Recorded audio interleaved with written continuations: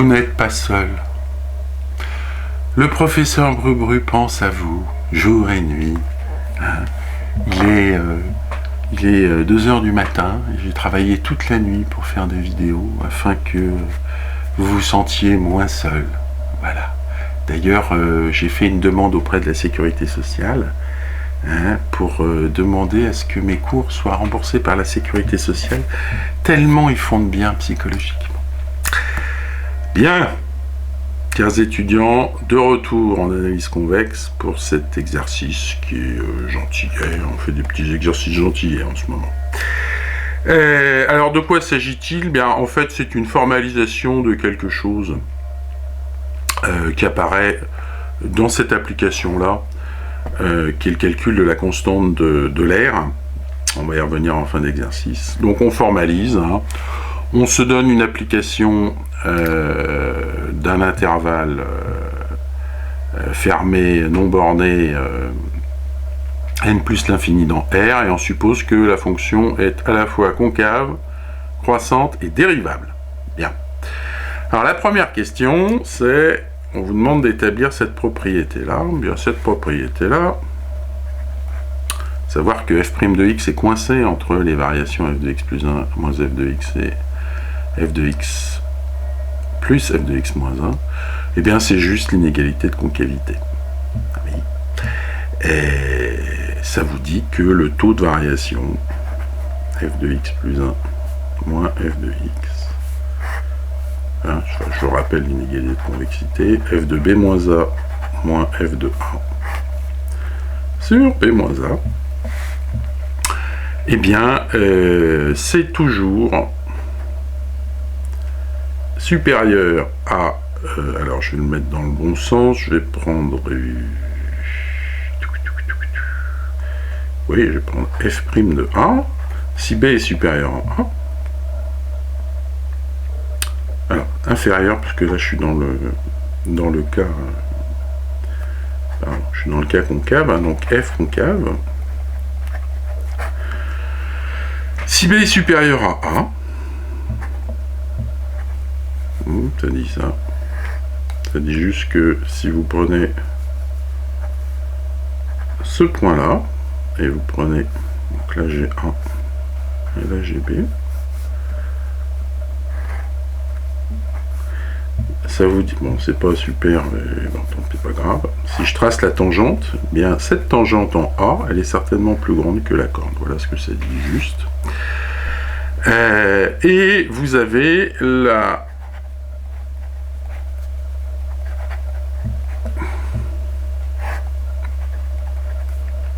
le positionnement inverse si vous êtes de l'autre côté. C'est-à-dire que si vous avez B ici maintenant, eh bien cette pente-là est plus petite que la dérivée. Donc ça, je vous renvoie au cours, évidemment, c'est toujours la même chose qu'on applique. Donc ici, vous l'appliquez ici pour respectivement B égale x plus 1 et A égale x. Vous en déduisez que f de x plus 1 moins f de x est bien inférieur à f' de x, qui est la première partie de votre inégalité, et ensuite vous l'appliquez pour a égale x, toujours, et b égale x moins 1, en prenant garde que vous faites b moins a, ça va vous faire moins 1, donc il faut que vous permutiez ici le f de x moins 1 et f de x, parce que sinon vous avez un signe moins. Et donc, eh bien, vous obtenez exactement l'autre inégalité, à savoir que f de x. Alors, c'est un moins ici, je suis trompé dans l'énoncé, f de x moins 1 est certainement plus grand que f' de x. Voilà, donc cette question, c'est une simple application de l'inégalité des pentes et de ses conséquences. Bien, alors j'ai introduit ces deux suites. Il s'agit de sommer, alors les fonctions étant dérivables, ça a un sens. Il s'agit de sommer f' de n, f' de n plus 1, etc. jusqu'à f' de n. Oui, j'ai pris grand n entier ici. Bon. Et de lui soustraire la valeur en n de f. Et la suite Vn, c'est la même, mais je soustrais la valeur en n plus 1. Alors on vous demande de montrer que les suites un et Vn convergent. fait, on va voir qu'elles sont presque adjacentes. Et la question suivante, celle-là, nous caractérisera le fait d'être adjacentes et d'avoir la même limite. Bien, alors maintenant qu'on a démontré cette inégalité, on va essayer de prouver que les suites UN et Vn sont monotones. Et donc on va regarder ce que c'est que UN plus 1 moins UN. Bien, UN plus 1 moins UN, vous voyez que les termes se télescopent. Il va donc me rester F'N plus 1 moins Fn plus 1 plus Fn, c'est-à-dire F'N plus 1 moins Fn plus 1 moins Fn. Bien, alors je rappelle qu'on vient juste de montrer que F' de x était plus petit que f de x moins f de x moins 1, et que par ailleurs c'était plus grand que f de x plus 1 moins f de x. Bien, bah, vous appliquez cette inégalité pour n plus 1. N plus 1, vous allez Fn plus 1 moins Fn, et donc vous voyez que cette quantité est négative. Donc vous venez de montrer que la suite UN a le bon goût de décroître. Même chose pour Vn plus 1 moins Vn. Et bien, qu'est-ce que ça va vous donner? Ça va vous donner F'N plus 1, F' de, N plus 1 moins Fn plus 2, plus Fn plus 1. Et ça, bah, ça vous fait F' de N plus 1 moins Fn plus 2 moins Fn plus 1. Ce coup-ci, bah, c'est l'autre inégalité que vous appliquez au n plus 1. Et donc vous voyez que ça devient positif, donc Vn est croissante. Ok. Bah, ensuite, on va s'étudier laquelle va être la plus grande. On va étudier Vn moins Un. Bien là, Vn moins Un, c'est f de n moins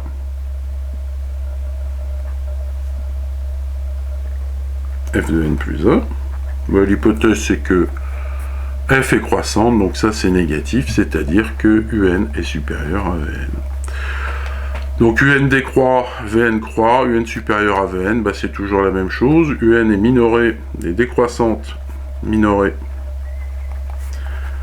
par V0, donc Vn converge, hein, c'est le terme de limite monotone, et Vn est croissante, majorée par U0, donc Vn converge. Et vous avez donc montré la convergence de ces deux suites. Alors, la question c'est, ont-elles même limite? Bah, on a évalué la quantité Vn moins Un, ça c'est une suite qui va converger, et qui va converger vers la différence des limites. Et donc dire que les limites sont égales, c'est dire que la différence des limites est nulle, c'est donc dire que ça tend vers 0. Alors on va regarder quand est-ce que ça se produit. Le premier point, on vous demande de montrer que f' a bien une limite finie, en plus l'infini, bah ça c'est assez simple, hein. F est croissante, bah ça implique que f' est positive.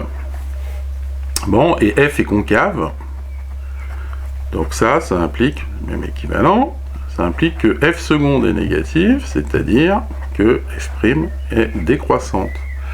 Bien, vous avez une fonction décroissante positive, c'est toujours le théorème de la limite monotone, ça implique que la limite de f' de x, quand x tend vers plus l'infini, égale lambda, existe. Je vais l'appeler lambda. Très bien. Alors, la suite... alors, où est-ce que je l'ai écrit? C'est parti, bravo. La suite Vn moins Un, eh bien, c'est Fn moins Fn plus 1. Mais Fn moins Fn plus 1, alors, je vais plutôt écrire Un moins Vn. c'est Fn plus 1 moins Fn, ça sera plus joli de l'écrire comme ça. Et bien ce que je sais, c'est que ça, c'est majoré par F' de n. Bien, mais je sais aussi que... je sais aussi quoi? Eh bien, je sais aussi que... si je le prends en rang 1 en dessous, un-1 moins Vn-1, c'est f de n moins f de n-1. Et bien ça, c'est supérieur à f' de n. C'est-à-dire que f' de n est coincé entre fn plus 1 moins fn et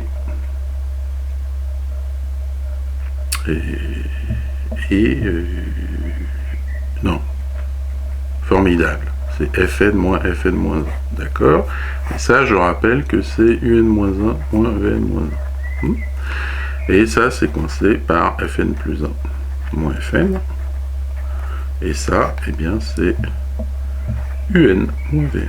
Bien. Alors, n tendant vers l'infini et f' possédant une limite réelle, eh bien, cette suite-là, elle converge, et elle converge vers la limite. Et j'applique l'inégalité. Eh bien, vous voyez que si je pose limite de un égale alpha, et limite de Vn égale bêta, vous voyez que ça tend vers alpha moins bêta, et que ça tend vers alpha moins bêta, sur des suites extraites. Hein. Et donc, le passage à la limite vous montre que bien lambda, la limite de f', c'est la différence des limites. Là, après, c'est terminé. Montrer que les limites sont les mêmes, c'est équivalent à dire que lambda égale 0. Voilà. Donc, c'était pas plus compliqué que ça. Alors, c'est l'application qui va nous intéresser. On va appliquer ça à la constante de l'air. Donc, la fonction que je vais considérer, c'est log de x. Et je vais la prendre de 1 plus l'infini dans R. Et donc, je vais considérer la suite. Eh bien, qu'est-ce que je vais considérer? Je vais considérer la suite un qui est égale à la somme des 1 sur k, pour k variant de 1 à n, moins log de n, et puis la suite Vn égale la somme de k égale 1 sur n, des 1 sur k, moins log de n plus 1. Bien, et tout ce qu'on vient de faire, eh bien je regarde la dérivée c'est 1 sur x, sa limite en plus l'infini c'est 0, donc ces deux suites convergent vers une même valeur. Alors cette valeur, on la note traditionnellement gamma, et elle s'appelle la constante de l'air. Bien, et l'intérêt de l'exercice, c'est d'essayer de donner une approximation grâce à ça. Bien, l'approximation qu'on peut donner, elle va être essentiellement liée au fait qu'on a montré préalablement que un est croissante, non, un est décroissante, Vn est croissante. Oui. Bien, comme elles ont même limite, ce sont des suites adjacentes, et ce que l'on doit savoir, c'est que cette limite, est coincée entre les deux. Si bien que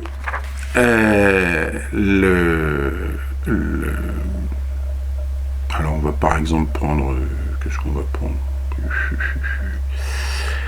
Et oui, on va prendre Vn. Donc si je soustrais par Vn, eh bien je vois que gamma moins Vn est positif et majoré par un moins Vn. Mais qu'est-ce que c'est que un moins Vn? Eh bien un moins Vn, c'est log de n plus 1 moins log de n,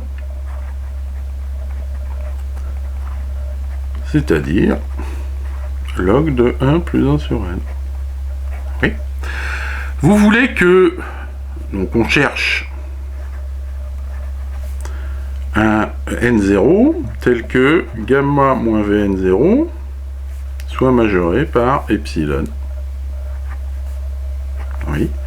Donc il suffit de trouver n0 tel que, donc epsilon étant un réel positif, je fais de l'approximation là, il suffit de trouver un n0 tel que ça, c'est-à-dire ça, soit plus petit que epsilon. Donc il suffit de trouver n0 tel que log de 1 plus 1 sur n, soit majoré par epsilon. Ça équivaut à dire que 1 plus 1 sur n par croissance de l'exponentielle est majoré par exponentielle epsilon, ce qui équivaut à dire que n est plus grand que 1 sur exponentielle epsilon moins 1. Et donc si vous cherchez une valeur de la constante de l'air à 10 puissance moins 2 près, eh bien ça sera par exemple le premier n, le n0, je les ai appelés n0. C'est le premier n0 tel que n0 soit supérieur à 1 sur exponentielle 10 puissance moins 2 moins 1. Donc à vous de faire le calcul, on va pas faire le calcul, ça se programme sur ordinateur. Hein. Vous faites le calcul pour trouver la partie entière de ça plus 1, et ensuite vous calculez Vn et vous obtenez ce que vous voulez. Alors on fait une dernière application pour le plaisir. La dernière application, bien, c'est une série de Bertrand. Bon bah là, même chose. Ici, la fonction qu'il faut considérer, on va la prendre de 2 plus l'infini. C'est la fonction f de x égale log x.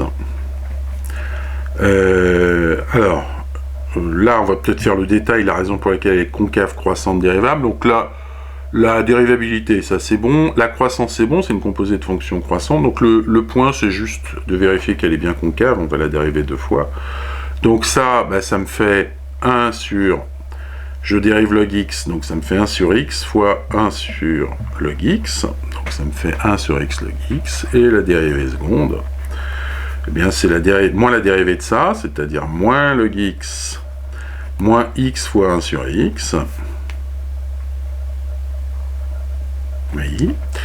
Sur x log x au carré, c'est-à-dire moins log x plus 1 sur x log x carré. Ben ça c'est positif là-dessus.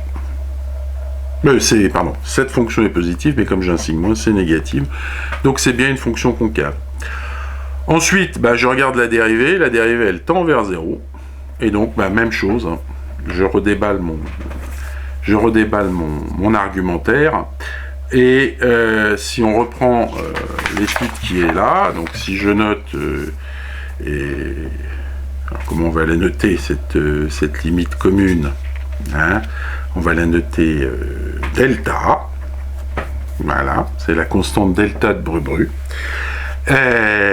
Donc ça, c'est la limite de un qui est égale à la limite de Vn. On vient de le montrer à cause de ça. Eh bien, j'ai 0 qui est plus petit que delta moins Vn, qui est plus petit que un moins Vn. Mais un moins Vn, qu'est-ce que c'est ? Eh bien, ça va être log n plus 1 moins log de log n. Donc là. Bon, là, c'est un poil plus compliqué. Je continue, puisque j'ai du log. Ça va me faire le log du rapport, c'est-à-dire log de 1 plus n sur log n. Et ça, bien, je vais factoriser par log n. Donc ça me fait le numérateur, ça va me faire du log n plus log de 1 plus 1 sur n. Et quand je divise par log n, ça va donc faire 1 plus log de 1 plus 1 sur n sur log n. Bien, et si ça, je veux que ce soit plus petit que epsilon,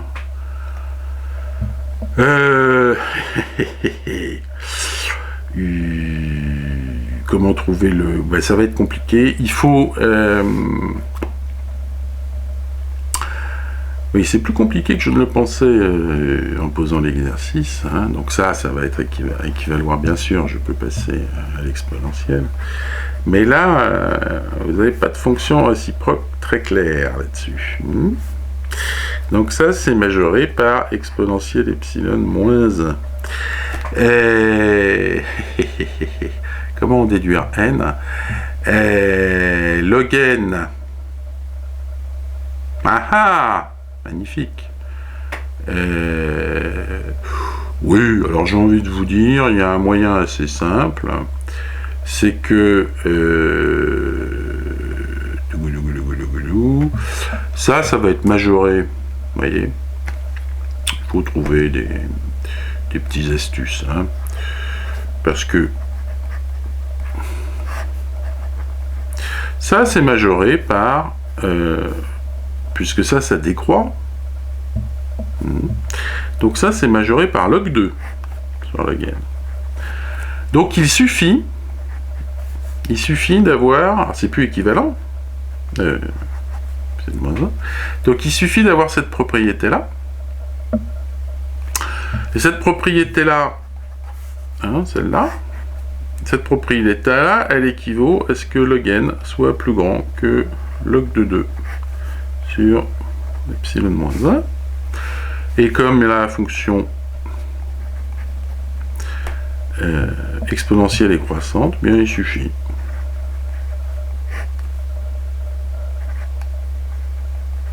de prendre n. Vous voyez, il ne faut pas s'arrêter quand vous faites du calcul approché.